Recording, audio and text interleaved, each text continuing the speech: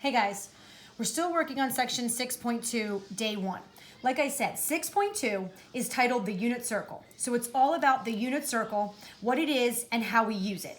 At the end of the day, the unit circle is literally a circle centered at 0, 0 with a radius of 1.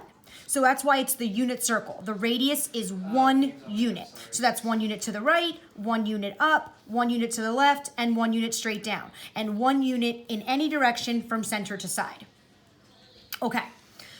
It is made up of 16 angles. You can count 16 angles and 16 ordered pairs.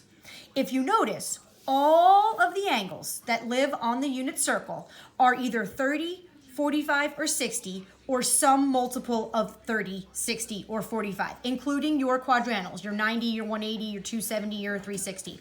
All of these angles are some multiple of 30, 60, or 45.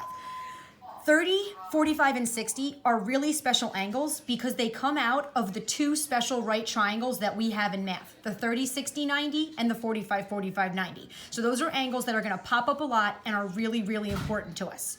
So what it is at the end of this section, what I hope happens, I hope at the end of this section, you fully understand what all of these ordered pairs represent and how we use the unit circle. That's what I hope you walk away from section 2 knowing, is you understand what these ordered pairs means and how we're going to use the unit circle. Okay, well again, if you notice, talking about reference angles, because you have angles that are 30, 60, 45, that means every quadrant has reference angles that are either 30, 60, or 45 degrees big. All right, well, if we're gonna talk about and define the unit circle, you have to start at the beginning with trig. So these are technically the first page of your 6.2 day 1 notes. All right, so there are 6 trigonometric functions. The trig functions are all functions of an angle. They are functions that depend on an angle measure. An angle gets plugged into each one of these trig functions, and the ratio of 2 side lengths comes out. That's how these functions work. You plug in an angle, you get a ratio out. So the sine function says that the sine of angle theta is equal to O over H. So it's saying that the measure of angle theta depends on the ratio between sides O and H.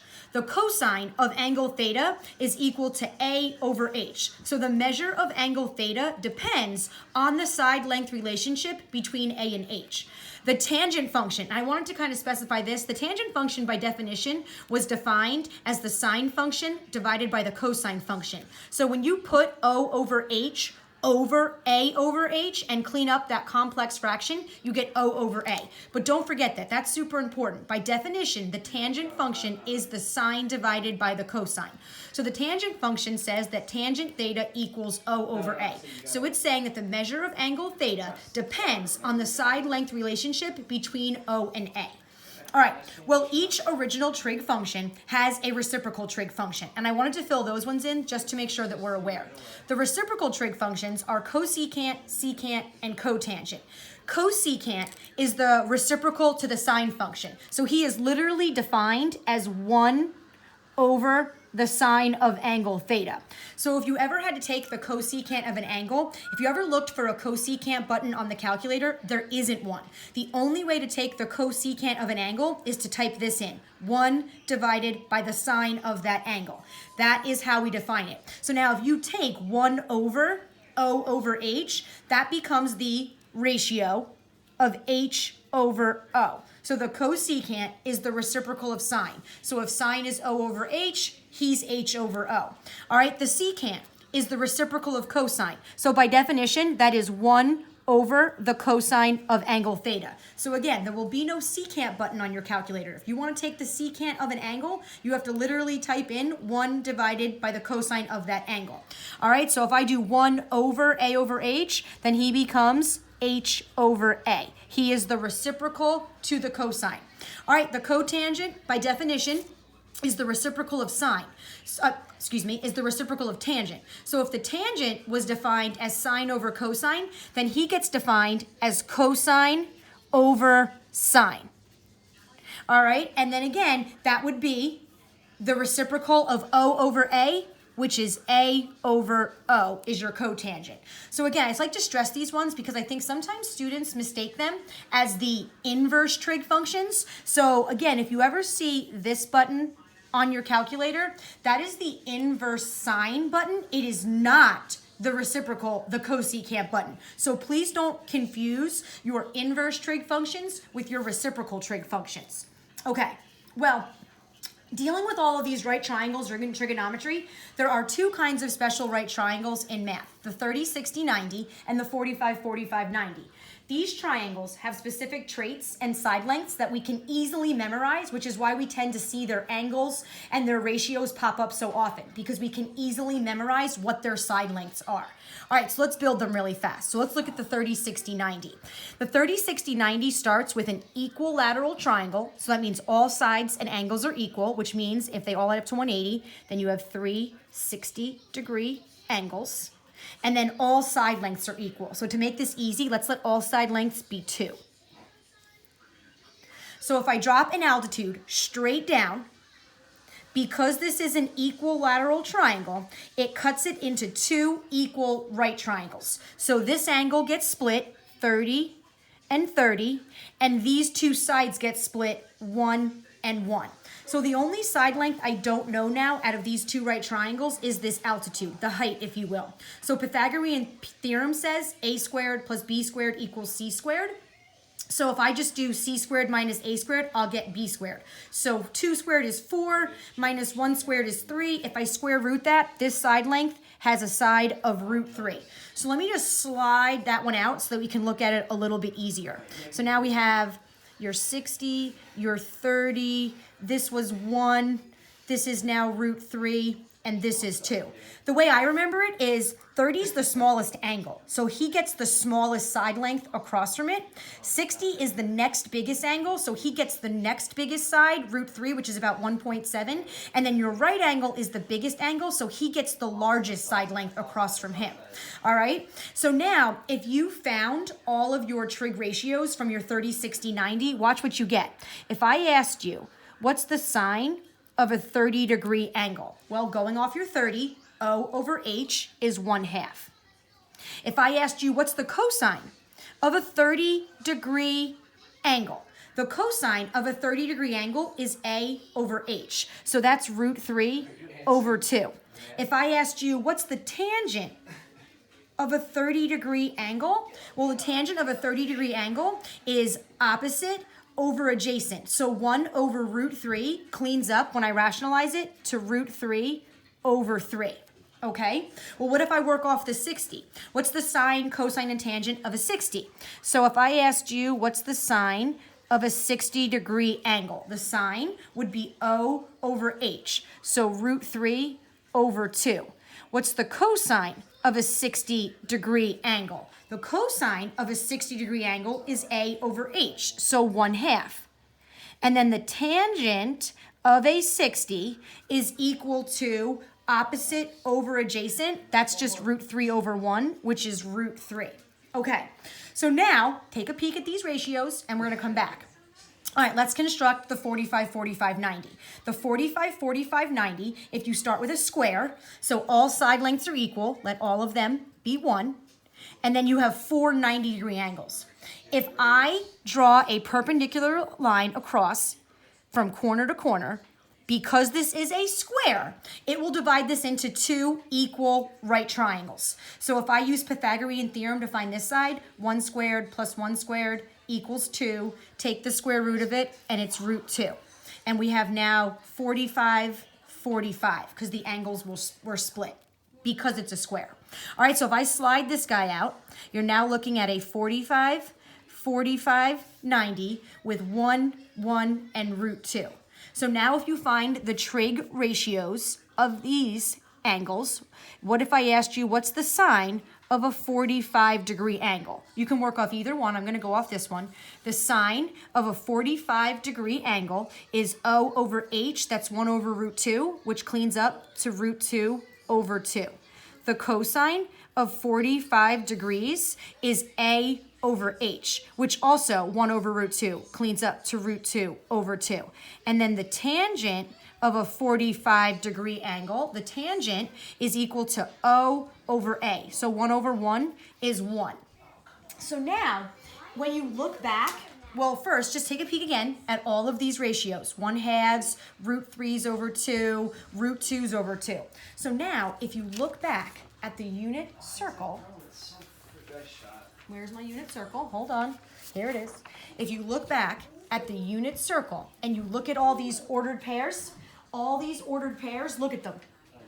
Root 3's over 2, 1/2, root 2's over 2, root 3 over 2, 1/2, root 3 over 2, 1/2, root 2's over 2, root 3's over 2. You got 1/2, root 3's over 2, root 2's over 2. So you can see when you look back at the unit circle, like I said, all the angles are some multiple of 30, 60, or 45. And now if you notice, all of these ordered pairs are made up of these special ratios that we just found. So there is definitely some relationship going on between all of these angles that are multiples of 30, 60, and 45, and all of these ratios that are root 3's over 2, 1/2, and root 2's over 2. And that's what the unit circle is used for. It's used to help us find and memorize special trig ratios of special angles. But how does the unit circle do that? How does it have this relationship between these angles and these ordered pairs? Well, in order to build that relationship, you have to take trig to the coordinate plane. All right, so we're going to do that. Where's my notes? All right. So now we're going to take trig to the coordinate plane. When we take trig to the coordinate plane, we're going to build a relationship between an angle and a point on a circle. And that is how we are going to redefine the trig ratios, so that we can find trig ratios for angles of any size, not just angles that fit inside of a right triangle. So this is where the unit circle and trig on the coordinate plane all starts. This is where we're going to build a relationship between an angle and a point on the circle. And this is exactly how we're going to redefine the trig ratios so that we can find trig ratios for angles of any size. All right, here we go. So I've given you this picture. So trig on the coordinate plane. First, we're going to start with an angle whose terminal side passes through a point XY that landed in quadrant 1. So guys, start at 0, give yourself an angle that lands in quadrant 1 and passes through a point, we'll call it P, XY. Okay? Okay, perfect. Well, again, we can also assume since this point lands in quadrant 1, it has a positive X coordinate and a positive Y coordinate. All right, now let a circle with center at 0, 0 and a radius of R pass through that point. So now you want a circle to pass through this point that is centered at 0, 0. Okay, how bad can this come out? Oh my God, that's not that bad. Wow, I'll take it. Okay, so there we go. So now we have an angle that has a point that passes through this circle. Okay, so now drop a perpendicular line down to the x-axis and construct a right triangle. So from this point P, drop a perpendicular line straight down to the x-axis and form a right triangle. Now you notice that this angle that we started with that intersects this circle, he now fits inside of this right triangle. So I'm actually going to call this angle T and not theta, because I'm pretty sure your book uses T because they like to call it, it's an angle that has a measurement that is a real number T because they like to use radians, and radians measures an angle as a real number. Okay, so now let's label each side of the right triangle. Well, if this right triangle, right, has this side right here that passes through point P, then the distance from this to this side right here has to be a length or a distance of X units. All right, here, if the right triangle goes from here to here, then it has to have a side length that is equal to Y. And then since this point is on our triangle and it passes through the circle, any circle, since it's centered at 0, 0, from center to side, we know this value is the radius. Okay, so guys, we are about to redefine the trig ratios using x coordinates, y coordinates, and a circle's radius. So now if I asked you to find, let me just switch this to t because I started to use t. If I asked you to find the trig ratios off of this angle, watch what would happen. The sine of angle t would be equal to not O over h anymore, but a y coordinate over a radius. If I asked you to find the cosine of angle t, it would not be equal to a over h anymore. Now I can write it as an x coordinate over a radius. All right, and then if I asked you to find the tangent of angle t, it would be equal to O over A, but now it's Y over X. It's a Y coordinate over an X coordinate. Okay. So what we've just done by taking trig to the coordinate plane and building this relationship between a point on a circle and an angle, we have just redefined the trig functions using x coordinates, y coordinates, and a radius. So this is going to allow us to find the trig ratio for angles of any size, angles that land in any quadrant, and we can use circles of any radius. All right, so we have just said the trig ratios become ratios of x coordinates, y coordinates, and a circle's radius. Okay? So these new trig ratios are going to work for angles of any size. But what the unit circle does is it uses a radius of 1. So watch what would happen if I let the radius of this circle be 1. Watch what your ratios would become if the radius of your circle was 1. All right, so if the radius was 1, then the sine of angle t would be y over 1. It means that that y coordinate alone would equal the sine of that angle. If I found the cosine of angle t and the radius was 1, that means the cosine of angle t would equal x over 1. It means it would equal just x. That means that the cosine of this angle would be equal to the x coordinate of that point. It means that the x coordinate alone would represent the cosine of that angle. The y coordinate of this ordered pair would represent or equal the sine of that angle. That's what would happen if we used a radius of 1. So that's why the unit circle uses a radius of 1. It's the simplest radius. And by letting the radius be 1, you are literally going to let the cosine of this angle equal the x coordinate of that point where the angle meets the circle. By using a radius of 1, you are literally letting the sine of this angle equal or be represented by the y coordinate of that point where the angle meets the circle. So that's exactly what the unit circle is doing. All of these x coordinates equal the cosines of all of these angles. All of these y coordinates equal the sine of all of these angles. So any point that is on the unit circle has an x coordinate that is equal to the cosine of all of these angles. Any point on the unit circle has a y coordinate that is equal to all the sines of all of these angles. So again, the sine of angle theta is literally going to equal all the y coordinates of every point. The cosine of an angle is going to equal the x coordinate of all of these ordered pairs. Now the tangent, he's the only one or only value whose ratio doesn't live on the unit circle, but you can easily build him by throwing a y coordinate over an x coordinate. So again, the tangent of any angle is going to equal the y coordinate over the x coordinate. So the tangent of any one of these angles is equal to the y coordinate over the x coordinate. And that's the unit circle. He has x and y coordinates that literally equal the sines and cosines of all of these angles. So in the future, if you're ever asked, hey, what's the sine of 120 degrees? The sine of 120 degrees is equal to the y coordinate where 120 degrees hits the circle, root 3 over 2.